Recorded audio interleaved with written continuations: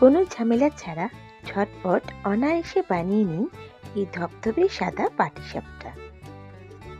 নমস্কার বন্ধুরা, mother simple কিচেনের তরফ থেকে আমি অন্তশ্রী আপনাদের সকলকে জানাই স্বাগত। নতুন দিনের নতুন রেসিপি নিয়ে আবার হাজির হয়ে গেছি। আজকে আমাদের রেসিপি পাটিসাপটা। হ্যাঁ বন্ধুরা, আমাদের বাঙালিদের অল টাইম ফেভারিট পাটিসাপটা। চলুন দেখে নেওয়া যাক কী করে করছি আমি ঝটপট করে রেসিপি। এর জন্য দরকার আমার সুজি। আমি এখানে 500 গ্রাম সুজি নিয়েছি, মানে 4 কাপ সুজি নিয়েছি। এখানে আমি 1 লিটার মতন জল দেব। সুজিটাকে আমি ভালো করে ভিজিয়ে দিচ্ছি জলের মধ্যে। আর এই 1 লিটার জলে আমি রেখে দিয়ে সুজিটাকে আমি কিন্তু ওভারনাইট রেখে দেব। সারা রাত আমি সুজিটা ভিজিয়ে রাখছি। এই রেসিপিটা পাটিসাপটাটা কোনো চালের গুঁড়ো ছাড়া ঝটপট হয়ে যাবে। চলুন এখানে পুরটা বানিয়ে নেওয়া যাক। এখানে আমি 2 টুকরো নারকেল নিয়েছি, 2 নারকেল কুড়িয়ে নিয়েছি ভালো করে।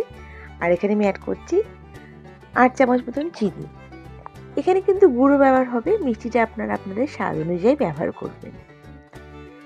চিনিটা দিয়ে হালকা নাড়িয়ে চাড়িয়ে এবার আমি কিছুটা গুড় অ্যাড করে দিচ্ছি। এখানে আমি পাটালি গুড় নিয়েছি, আপনারা যেরকম গুড় চান বা আপনার কাছে অ্যাভেলেবেল সেটা অ্যাড করতে পারেন। দেখুন বেশ ভালো কোয়ান্টিটি পাটালি করে প্রথমে নিয়েছি, একটু হালকা আমি নাড়িয়ে চাড়িয়ে নিলাম। তারপর আমার মনে হলো একটু লাগবে, আমি কিন্তু পরে একটু অ্যাড করেছি। আপনারা আপনার টেস্ট অনুযায়ী গুড়টা কিন্তু অ্যাড করবেন। দেখুন একটু নাড়িয়ে চাড়িয়ে নিয়ে আবার আমি কিছুটা গুড় অ্যাড করে দিয়েছি। এবার ভালো করে আমি একটু নাড়িয়ে চাড়িয়ে নিচ্ছি। একটু হালকা পাক আসবে এই পুরটার মধ্যে। এটা কিন্তু নাড়ুর মতন অত পাক হবে না, তাহলে কিন্তু শক্ত হয়ে যাবে, ভালো লাগবে না। একটু হালকা নরম নরম থাকবে, তাহলেই ভালো লাগবে। দেখুন বেশ এরকম কনসিস্টেন্সি হবে, যেটা আপনারা পুরের শেপে করতে পারেন, সেরকম আমি রেখেছি। এবার ঠান্ডা করে নিচ্ছি পুরটাকে। দেখুন আমি কিন্তু পরের দিন ফিরে এসেছি। এটাকে আমি সারা রাত ভিজিয়ে রেখেছিলাম। আপনারা চাইলে সকালে ভিজিয়েও রাতে করতে পারেন। দেখুন উপরে যে জলটা আমি এটা কিন্তু ফেলে দিচ্ছি। সুজিটা কিন্তু ফুলে একদম ডবলে ট্রিপল হয়ে গেছে। আর দেখুন এখানে আমি অ্যাড করছি ময়দা। যা সুজি দিয়েছি তার হাফ আমি ময়দা অ্যাড করব।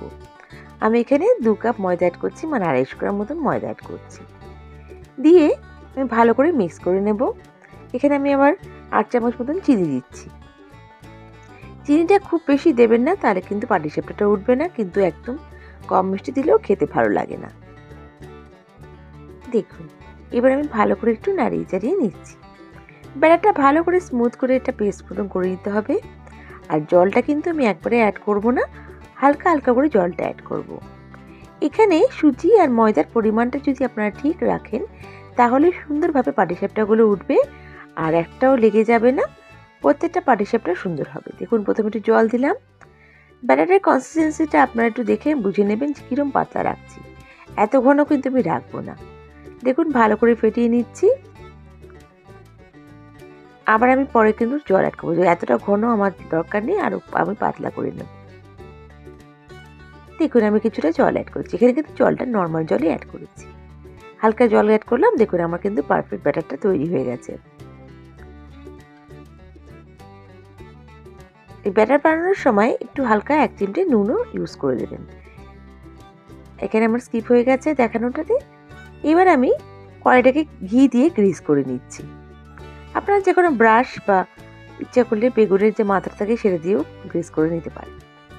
আমি একটা স্প্যাটুলা আছে সেটার সাহায্যে করে নিচ্ছি, ভালো করে গ্রিস করে নিচ্ছি।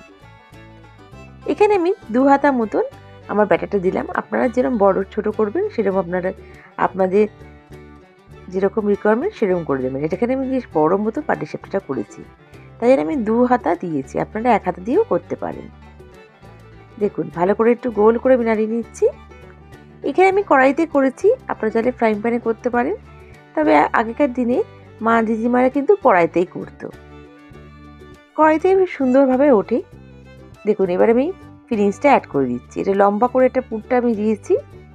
দিয়ে এবার আমি হালকা করে দেখুন জাস্ট আমি এটাকে রোল করছি। এটা খুব সুন্দর রোল হয়ে যাচ্ছে, একটুও কিন্তু তলে লাগেনি বা নষ্ট হয়নি। দেখুন হালতো হাতে জাস্ট একটু টানছি, কি সুন্দর আমার পাটিসাপটাটা হয়ে গেছে। আমি এখানে ঘি দিয়ে একটু গ্রিস করছি, আপনারা চাইলে যে কোনো সাদা অয়েল বা সরষের তেলও দিতে পারেন। দেখুন ঘি দিয়ে করলে কিন্তু খুব সুন্দর একটা ফ্লেভার আসে। আমি আরেকটা করে দেখাচ্ছি।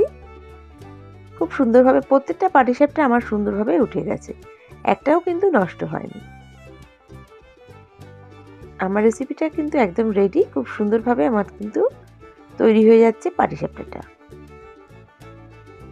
বন্ধুরা, আমার রেসিপিটা যদি ভালো লেগে থাকে প্লিজ লাইক করে সাবস্ক্রাইব করে আমার পাশে থেকে যাবেন, আর বেল বাটনটা প্রেস করবেন যাতে আমার রান্নার নোটিফিকেশনগুলো সব থেকে প্রথমে আপনাদের কাছে পৌঁছে যায়। আপনাদের এক একটা লাইক কমেন্ট আমাকে মোটিভেট করে নতুন নতুন রেসিপি নিয়ে আসার জন্য। দেখুন কত সুন্দরভাবে হয়ে যাচ্ছে, দেখেই বুঝতে পারছেন প্রত্যেকটা পাটিসাপটা কিন্তু খুবই সুন্দরভাবে হয়ে গেছে আমার। এইটা যেহেতু কড়াইটা একটু ছোটো আর পাটিসাপটাটা একটু বড় হয়েছে, তাই জন্য আমার তুলতে একটু প্রবলেম হয়েছে। আপনারা যদি একটু ছোটো ছোটো করে করেন খুব সুন্দরভাবে কিন্তু উঠে যাবে। আমার পাটিসাপটাটা খুব বড় হয়েছে। দেখুন একদম রেডি টু সার্ভ। আমার এই রেসিপিটা কেমন লাগলো আমায় কমেন্ট করে নিশ্চয়ই জানাবেন। নেক্সট রেসিপি নিয়ে আবার হাজির হয়ে যাব। সবাই ভালো থাকবেন, সুস্থ থাকবেন। বাই। Thank you.